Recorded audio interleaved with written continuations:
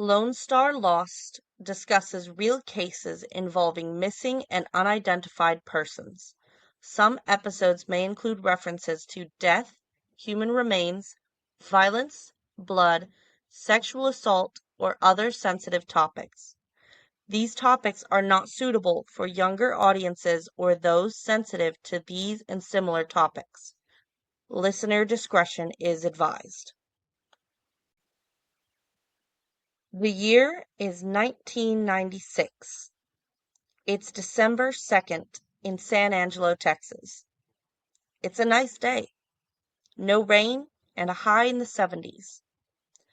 An employee from the local research center is out and about when they spot something in a pasture near Lake O.C. Fisher. It's a body.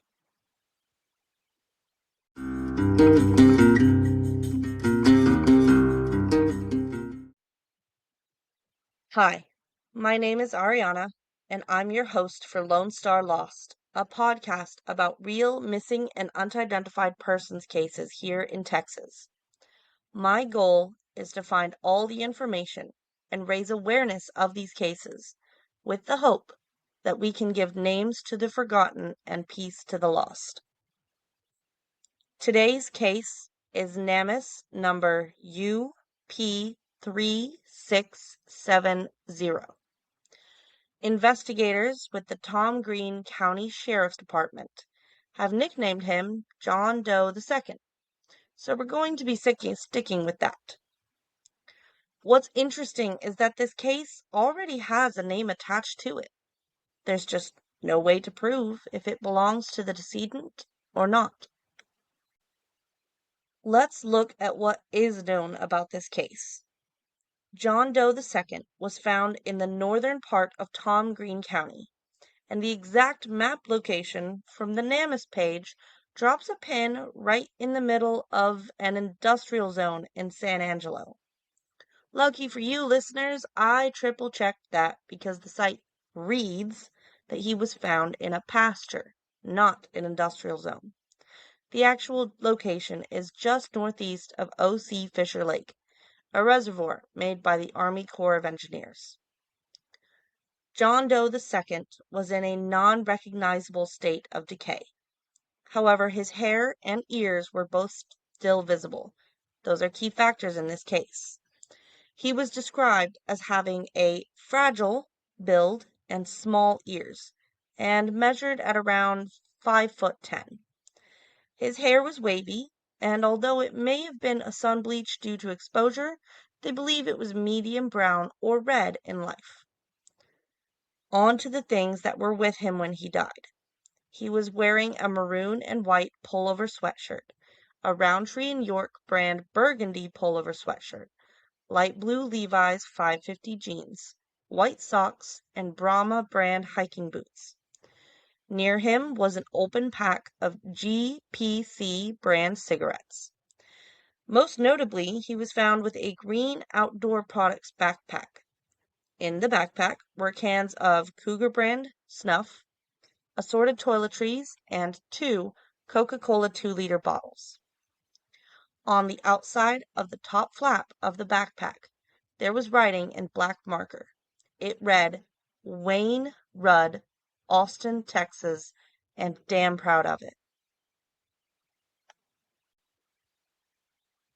Breaking this all down is a bit tricky. John Doe II is suspected to have died of hypothermia, but based on my research of historical weather records and the listed estimated time of death, approximately 3 weeks before discovery, this feels unlikely. He was decently layered for the weather, but his clothes were inside out when he was found. This can suggest that he removed them before death, which is really common in hypothermia deaths, as the body kind of goes haywire and sends incorrect temperature signals telling you that your body is too hot, even though you're really too cold. According to the unidentified wiki page on John Doe II, the 2 Coca-Cola 2-liter bottles that he was found with contained ethylene glycol. However, I cannot verify this with any of the sources available. Anyway, ethylene glycol is the antifreeze agent in engine coolant. When ingested, it acts as a toxic alcohol. Expert medical opinion would be needed to further verify the theory that this could have contributed to his hypothermia death. Anything else would be speculation, and we don't do that here. John Doe II was discovered by an employee of the nearby Texas A&M Research Center. It turns out this employee may have recognized him as a man who was frequently found on campus. The employee said that they remembered offering him chips and drinks. They were quoted by Fox 7 Austin as saying, "We kind of felt bad for the person. I thought maybe he was homeless or that he might have had some mental issues." That leads into what I learned about the brands of tobacco products he was found with. GPC stands for generic price cigarettes, and they're really not advertised. It's the cheapest of the cheap, a budget brand found sometimes at places like Sam's Club. Same goes for the Cougar brand snuff cans. They're a value brand with no real advertising anymore, meaning they're only really here for those who can't afford anything else and those who have always used those brands.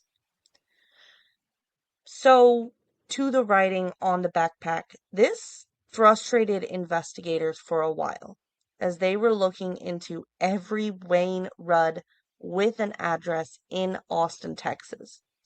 After years of searching with no luck, the Tom Green County Sheriff's Office has decided to search other avenues, with a focus on using the reconstruction image of his face.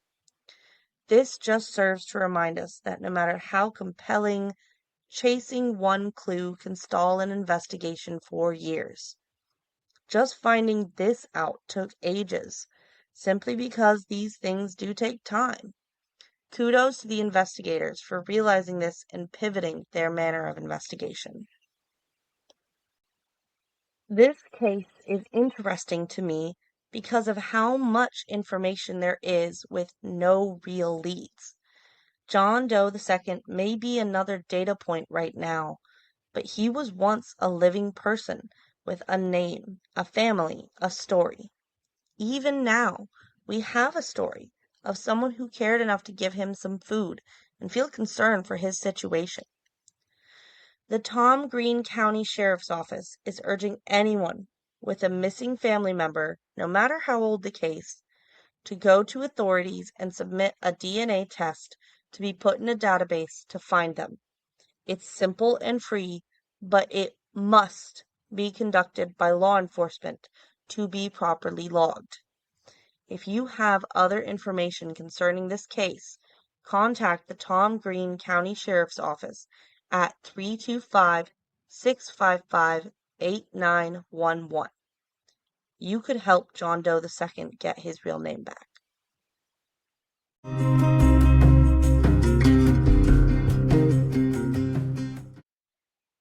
Music in this episode is Open Minds by Johann Glosner. All links to research notes on this case can be found on our pages.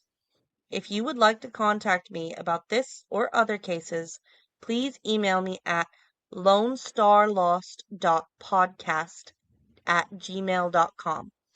Recording and editing was done using Riverside, and hosting was done through Spotify for podcasters and direct upload to YouTube. Thank you again for listening, and stay safe.